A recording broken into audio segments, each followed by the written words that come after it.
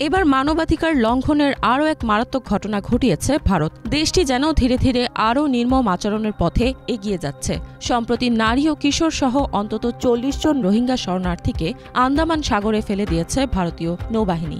জাতিসংঘের মানবাধিকার বিষয়ক হাইকমিশনারের দফতর ১৫ মে এক বিবৃতিতে এই তথ্য জানায়। এই ঘটনা আন্তর্জাতিক মহলে গভীর উদ্বেগের সৃষ্টি করেছে। ভারতের আচরণ নিয়ে প্রশ্ন উঠেছে নতুন করে। এটি আন্তর্জাতিক মানবাধিকার ও শরণার্থী আইনের সুস্পষ্ট লঙ্ঘন হিসেবে বিবেচিত হয়েছে। জাতিসংঘের একজন মানবাধিকার বিশেষজ্ঞ এই ঘটনাকে অসহনীয় ও অগ্রহণযোগ্য বলে উল্লেখ করেছেন। তিনি একই সঙ্গে ভারত সরকারকে এমন অমানবিক ও প্রাণঘাতী আচরণ থেকে বিরত থাকার আহ্বান জানান। রোহিঙ্গারা বিশ্বের অন্যতম সবচেয়ে নিপীড়িত জাতিগোষ্ঠী। ২০১৭ সালে মিয়ানমারের সামরিক বাহিনীর গণহত্যার সময় প্রায় ১০ লাখেরও বেশি রোহিঙ্গা পালিয়ে বাংলাদেশে আশ্রয় নেয়। তবে ভারতের বিভিন্ন অঞ্চলেও প্রায় ২২,০০০ রোহিঙ্গা জাতিসংঘের শরণার্থীর স্বীকৃতি নিয়ে বসবাস করছে। রোহিঙ্গারা সন্ত্রাসবাদী কর্মকাণ্ডের সঙ্গে জড়িত বলে মনে করে থাকে ভারত সরকার। তাদেরকে অবৈধ অভিবাসী হিসেবেও গণ্য করে বিজেপি। এদিকে ভারতের শরণার্থীদের জন্য কোনো নির্দিষ্ট আইনি কাঠামো নেই। দেশটি ১৯৫১ সালের শরণার্থী কনভেনশনের স্বাক্ষরকারী দেশও নয়। ফলে রোহিঙ্গাদের জন্য ভারতে কোনো সুরক্ষা ব্যবস্থা নেই। সম্প্রতি বিজেপি নেতা হেমন্ত বিশ্ব শর্মা বলেছেন, একটি নতুন পদ্ধতির মাধ্যমে আইনি প্রক্রিয়া ছাড়া অভিবাসীদের ফেরত পাঠানো হবে। সে সময় এটিকে তিনি নতুন উদ্ভাবন বলেও আখ্যা দেন।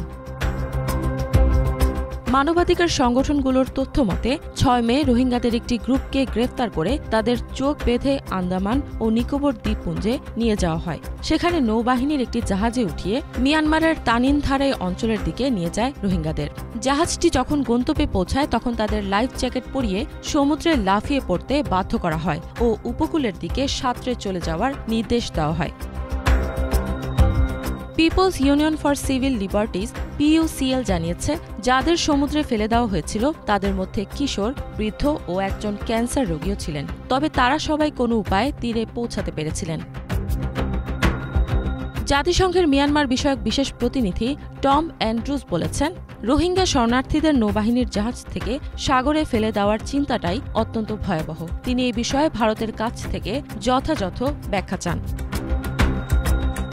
এদিকে নাম প্রকাশে অনিচ্ছুক এক রোহিঙ্গা শরণার্থী অ্যাসোসিয়েটেড প্রেসকে জানান, তার পরিবারকে মিয়ানমারের একটি দ্বীপে জোরপূর্বক পাঠিয়ে দেওয়া হয়েছে। এখন পর্যন্ত তিনি তাদের সম্পর্কে কিছুই জানেন না।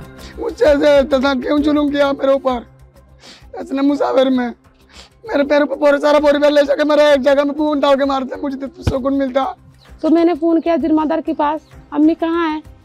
उसने बोला तुम्हारा अम्मी को बदरपुर थाना में लेके गया। मैंने बोला क्यों? तो उसने बोला कोई दिक्कत नहीं होगी, आ जाएगी। तो पूरा रात हम लोग तरस में रहा, मेरा अम्मी का खबर कहीं नहीं मिल रहा। এটি শুধু একটি দুটি ঘটনা নয়। বাংলাদেশ ভারত সীমান্তেও অভিবাসীদের সাথে অমানবিক আচরণ করেছে দিল্লি।